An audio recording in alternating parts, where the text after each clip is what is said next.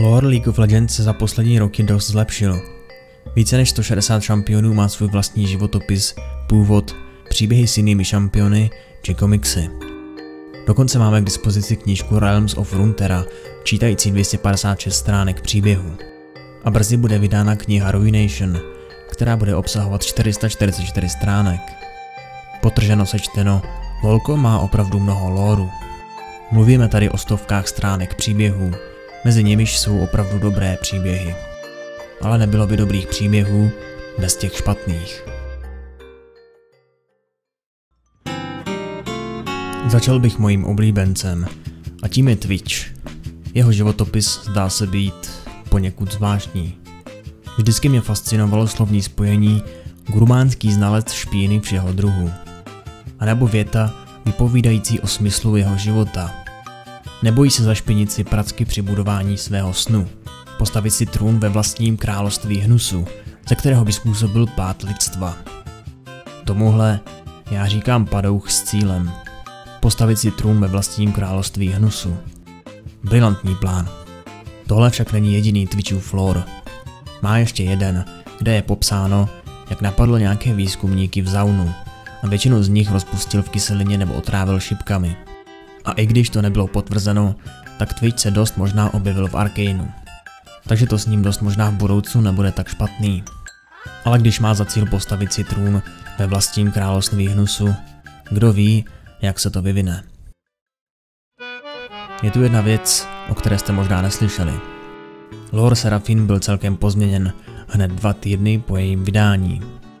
Nejdříve je třeba si uvědomit, že Seraphine ke zpěvu používá jistý krystal. V těchto krystalech jsou ale duše pradávných šurimských stvoření, Brakernů. Jediný z nich, kterého známe, je Skarner. I on má jeden takový krystal se svým vědomím.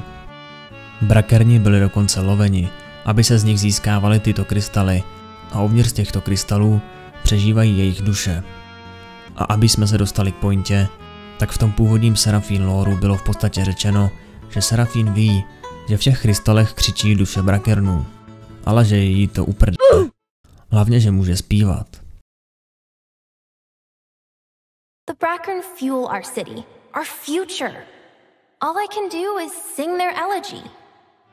Kašlu na všechny duše Brakernů, nic na tom nechci změnit a nikomu o tom neřeknu. Krystal jí pomohl stát se slavnou zpěvačkou, takže se na všechny Brakerny. I miss your kind too, Skarner. Would you like to hear their song? Listen, sing it with me. Oh no! The Baron! My cousins! This beat's got a kick.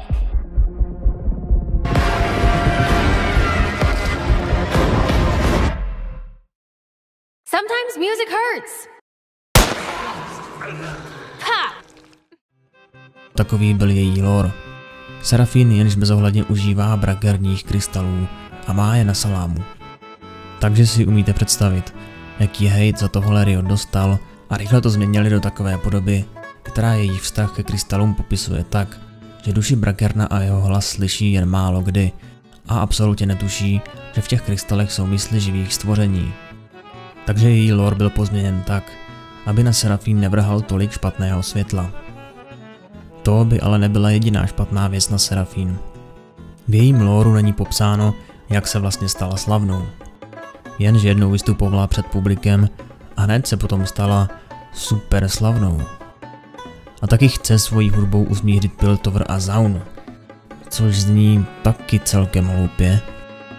Ani není nikde popsáno, proč vypadá jako Star Guardian skin. Už její klasický vzhled vypadá spíše jako skin, ne jako šampion. V jejich příbězích jí hlavně zajímá její hlas, a ne vzhled. Tudíž mě fascinuje, že vypadá jako Bella Delphine na hoverboardu, když k tomu nemá žádný důvod. Každopádně po tom updateu není její příběh až tak hrozný, ale stále mám pocit, že svým zjevením nemá ve světě Runeterry co dělat. Gragasův lore byl donedávna dost velký mím. Jeho životní náplní bylo jen chlastání a vaření piva. Zhruba takový lore měl asi 10 let. Nyní už má celkem zajímavý příběh a color story.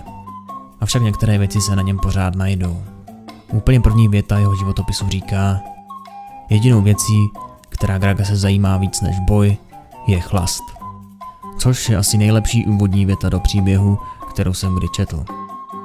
Zbytek jeho příběhu je o tom, že je moc mohutný na to, aby se pořádně ožral, a tak se snaží vynaleznout co nejsilnější chlast, aby se konečně ožral, až mu slezou nehty a usnul ve vlastních blitkách. Jeho příběh už je ale celkem solidní. Přečíst si o tom můžete v jeho životopisu, nebo příběhu jménem Zasloužené spropitné. Na závěr bych z Gragasova lóru vypíchnul ještě jednu větičku. Kdekoliv se Gragas objeví, tam co nevidět dorazí popíjení a zkáza. Mnoho Void šampionů má, řekněme, velmi jednoduchý lore. Spíše skoro žádný.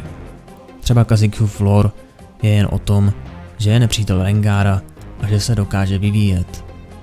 Cho'Gathův lore o něm v podstatě neříká nic, jenže je strašně strašidelný a všechno sežere. Když se Kog'Maw dostal z Voidu na Runeterru, tak prý chtěl všechno sežrat. Od květin po zvířata a lidi. Nyní má obrovský hlad. A to je všechno. Rek'Sai zase pouštním postrachem, který útočí na lidi. Což je opět všechno. I když možná ne. Rek'Sai má jeden příběh, kde je popsána hrůza, kterou dokáže způsobit pouštním lidem. Takže aspoň něco. Každopádně to, co mají tito 4 šampioni, se nedá považovat za plnohodnotný lore. A třeba jim časem Riot něco vymyslí. Jediné postavy z Voidu, které mají dobrý lore, jsou Bel'Veth a Malzahar. Ano, to jsou jediné postavy, protože Kassadin je nepřítelem Voidu a zkráceně je to takový Doomguy, který vymlacuje Void zevnitř. Jeho lore je celkem cool, máme na to video. Kajsa je Kassadinova ztracená dcera a taky bojuje proti Voidu. A Velkos je Watcher, v češtině strážce, a taktéž je nepřítel Voidu. Takže lore Voidu je zatím dost chabý a jen 2 postavy mají nějaký plnohodnotný příběh. Na Bel'Veth i Malzahara už máme videa, takže je omrkněte. Prozatím nám musí stačit, že Kha'Zix je plenitel z prázdnoty, Cho'Gath je hrůza z prázdnoty, Rek'Sai je postrach z prázdnoty a Kog'Maw je chřtán propasti. Tou propastí se taky myslí Void. Co se Jordlů týče, jsou na tom podobně jako Void. Většina Jordlů je zanedbaných. Teemo, když se dostane do boje, tak se z něj prý stane vraždící maniak. Corki rád staví letadla. Tristana má zbraň jménem Boomer, Gnárovi šplouchá na maják, Kledovi ještě víc. Kennen je ninja, Ziggs závidí Heimerovi jeho slávu. Trochu jsem si to všechno přibarvil, ale víceméně to tak nějak sedí.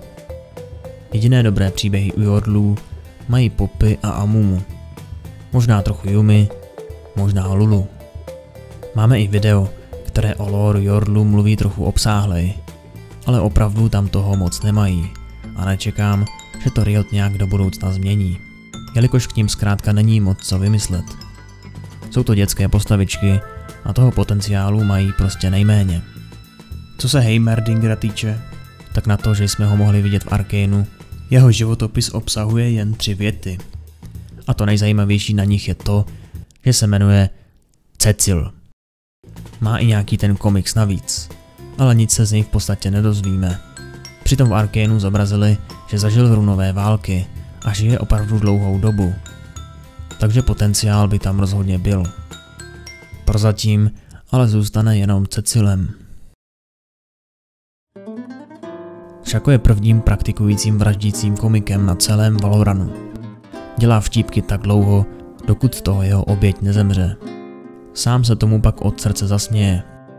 Nikdo vlastně neví, odkud přišel. A to je celý Shacův lore. Dá se to považovat tak, že Shaco vlastně žádný lore nemá. Akshanův příběh není zase tak špatný, ale na to, jak mocná je jeho zbraň, toho s ní moc nedělá. Ta zbraň dokáže přivést mrtvé zpátky k životu, ale přitom ji využil jen při Ruination eventu, který nikdo nebral moc vážně. Jednoduše, na to, jak silnou má zbraň, se s ní možná tak dloube v nose. Talonův lore je hodně krátký ale aspoň je tam malý náznak nějakého potenciálu do budoucna. Takových šampionů s podobným potenciálem by se rozhodně našlo víc. Nejenom Talon. Uvádím ho tu spíše jako takový příklad.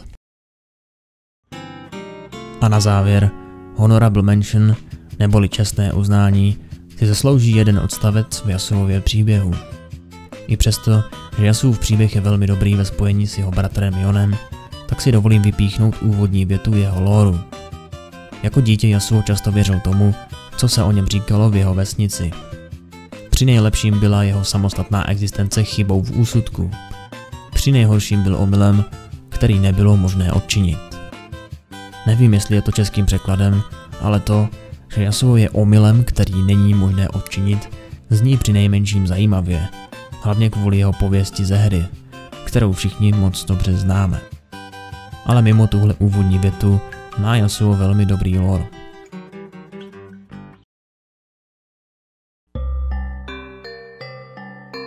Tohle všechno vás určitě přivádí k otázce, proč některé postavy mají tak skvělý lore a jiné tak extrémně špatný či zanedbaný.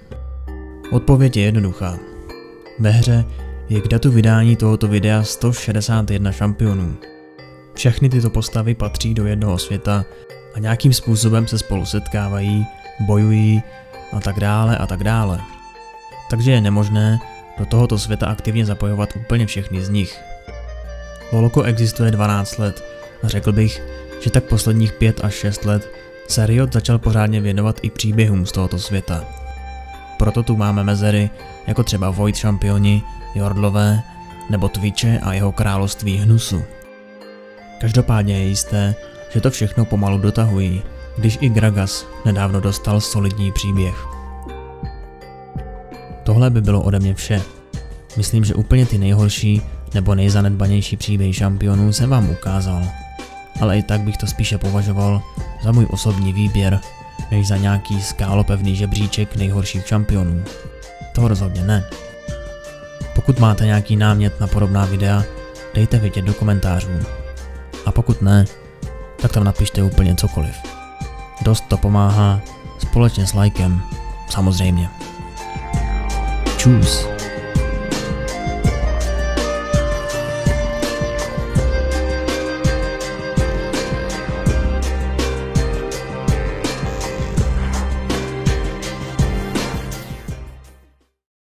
Jestli se o mě občas chceš něco dozvědět, nebo o videích, které tvoříme, sleduj můj Instagram.